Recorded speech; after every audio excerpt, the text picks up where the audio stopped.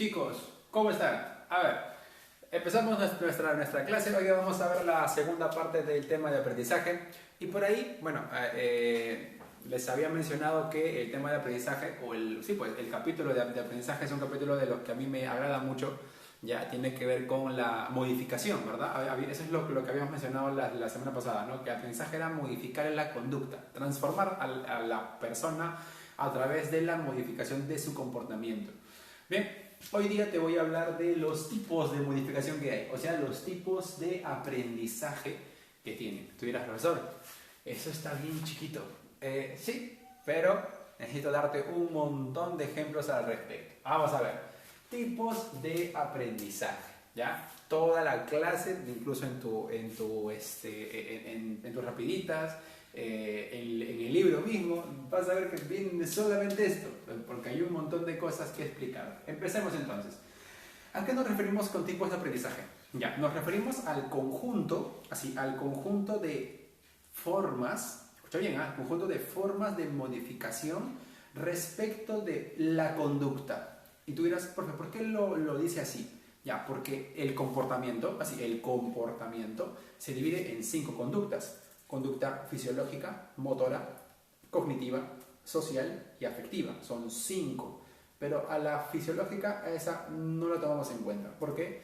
Porque eso no es relativo al aprendizaje. Tú no aprendes a que tu corazón bombee, por ejemplo. Tú no aprendes a que, por ejemplo, tu estómago digiera la comida, ¿verdad? Ya todo eso es biológico. O tú no aprendes a temblar cuando estás asustado, o tú no aprendes a llorar cuando a que salgan lágrimas cuando lloras. ¿Ves? Todas esas respuestas son biológicas y eso no se aprende, es biológico.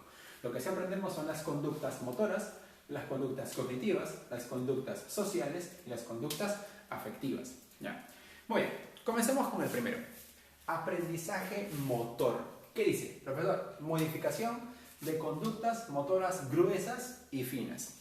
O sea, tiene que ver con cómo la persona va transformando los movimientos. Los movimientos. ¿Cuántos tipos de movimientos hay? Pues hay 2, movimientos gruesos y movimientos finos. ¿Qué es un movimiento grueso? Un movimiento grueso es este, por ejemplo. Ese es un movimiento grueso, ¿ves? Uso una gran extensión de mi cuerpo. Cuando vamos corriendo, cuando vamos saltando, etc. Ya eso es un movimiento grueso.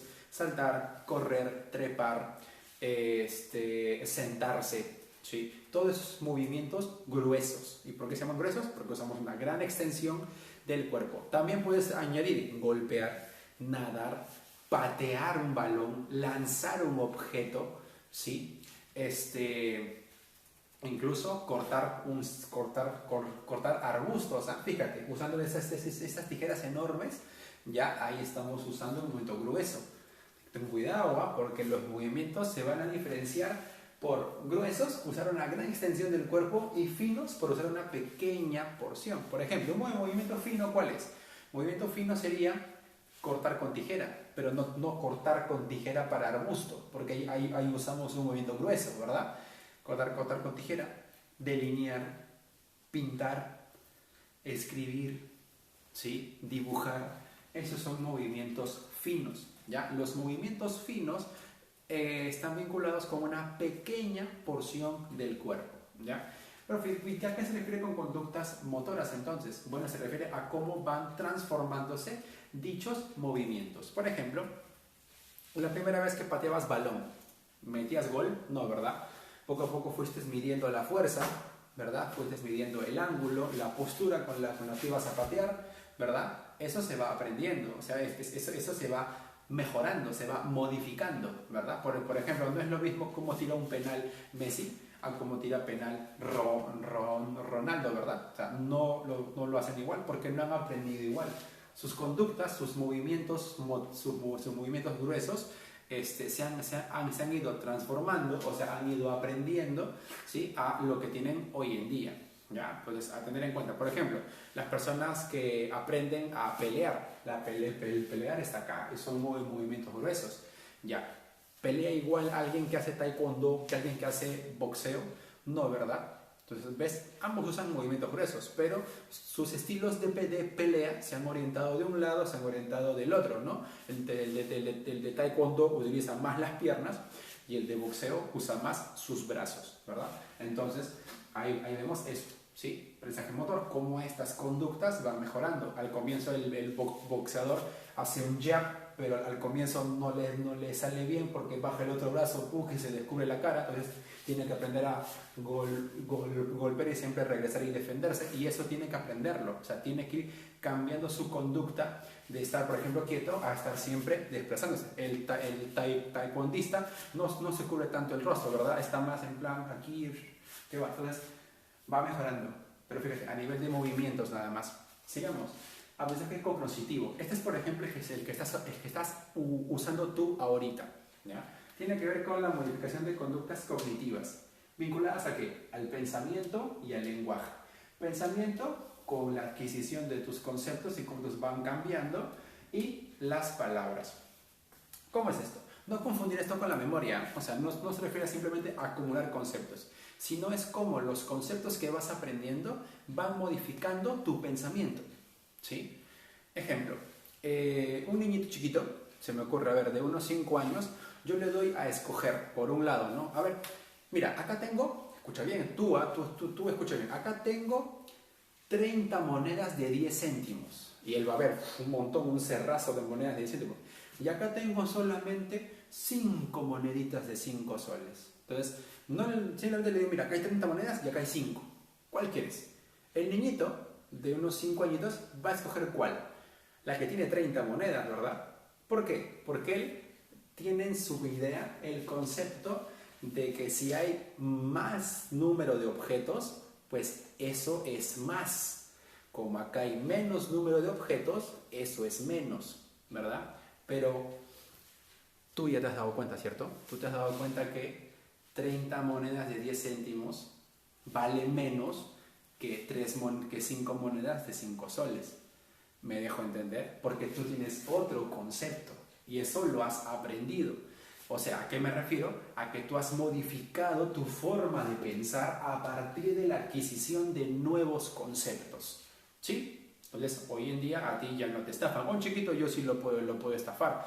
Por ejemplo, yo quiero, a ver, tengo en mi mano, se me ocurre, a ver, ¿cómo hago yo? A ver, mi mamá me ha dado solamente un bombón, ¿no? Un bonobón y un caramelo de limón, y que tengo que compartirlo con mi hermano.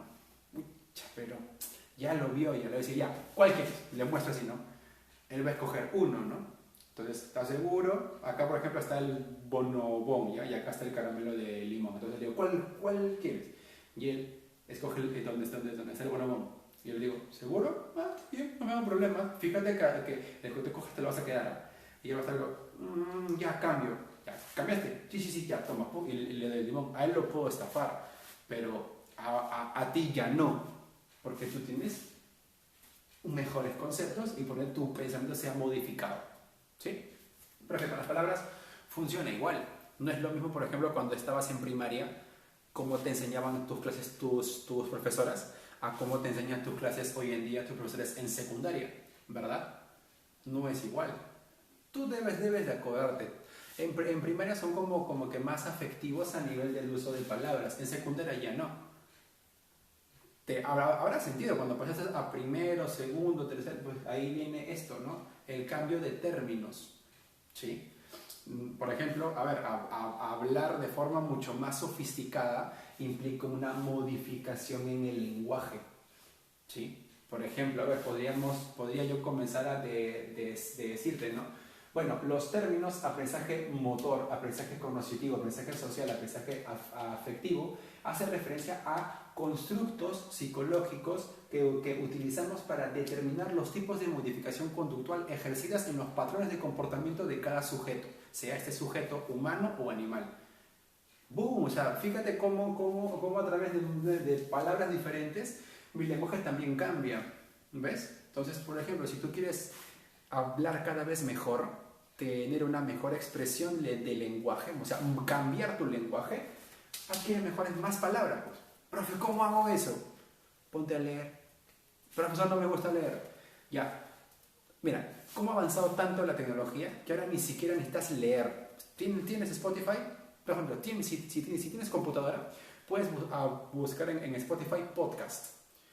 Hay, por ejemplo, zonas, por ejemplo, a ver, mi novela favorita. Ahí te leen, te cuentan obras y vas escuchando palabras. Cualquier palabrita que rara, diferente que encuentras, ¡puc!, al diccionario. Y así estás haciendo un aprendizaje cognitivo. Entonces estás enriqueciendo tus palabras. Por eso es que, por ejemplo, no es lo mismo que yo te esté dictando esta clase ahorita en tercero de secundaria a como yo, por ejemplo, fastidio a tus compañeros de quinto de secundaria cuando llevan filosofía.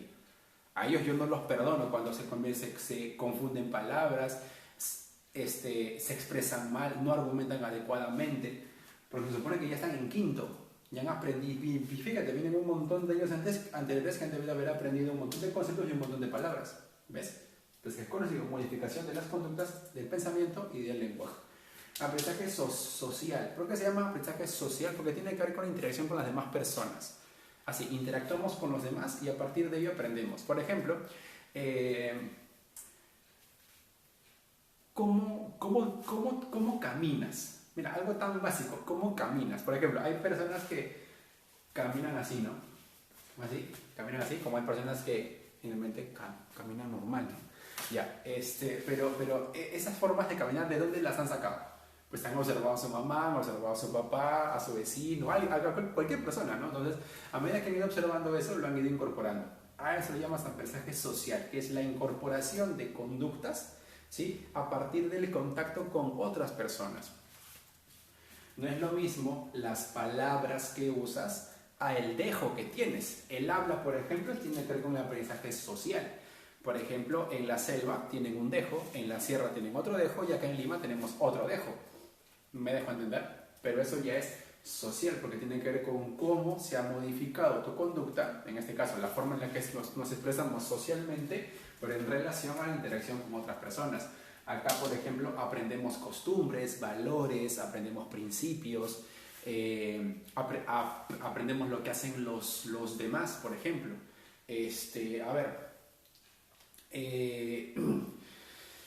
Cooperar, ¿no? O sea, lo que en discursos de historia te habrán enseñado sobre la Mita y el Aini, por ejemplo, ¿no? Es esta forma de cooperación que tenían en el periodo del Incario, ¿no? El Incanato, ¿verdad? Como toda la población o los miembros de la comunidad se juntaban, ¿verdad?, para realizar una actividad. Ejemplo, aquí en Lima pasa esto, seguro, que es típico del paisaje social que vamos a encontrar. Llenar el techo de la casa, ¿no? Se juntan todos los vecinos, yo, ¿no? Y llenan el techo, ¿no? Eso, y tú lo vas observando y eso se va repitiendo como tradición. ¿Ves? Ahí está, aprendizaje social, ¿sí? Aprendizaje social. Último, aprendizaje afectivo. Este tiene que ver con ¿qué? Con la modificación de conductas relacionadas a las expresiones emocionales que tenemos frente a objetos, personas y hechos. Por ejemplo, a ver, llorar cuando alguien se va. ¿De dónde sale eso?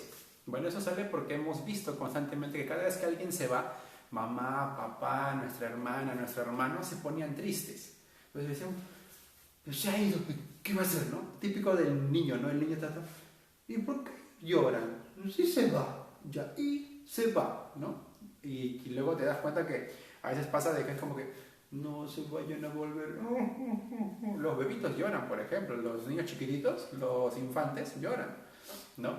Pero es porque constantemente pues asociamos hecho con una emoción y eso se aprende. Entonces aprendemos que cuando alguien se va nos genera tristeza, ¿sí? Hay como también por ejemplo, alegrarnos por algo. Eso también tiene ese aprendizaje afectivo. No me refiero a la alegría como tal o a la tristeza como tal, sino a la reacción emocional que tenemos frente a ciertas cosas.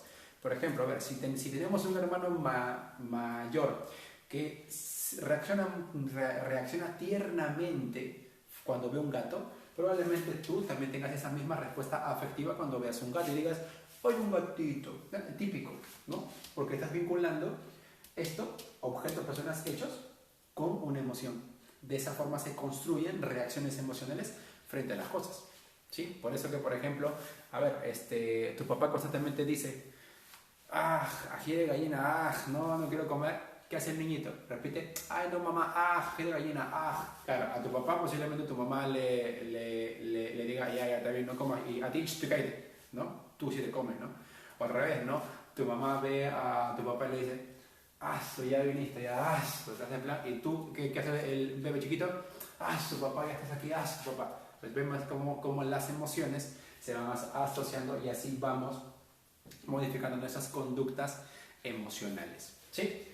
Bien chicos, entonces eso sería todo. Es un tema bastante cortito, pero como te darás cuenta, involucra un montón de aspectos de nuestro desarrollo del comportamiento. Te dejo tu tarea en la descripción y nos estamos viendo. Chao, chao.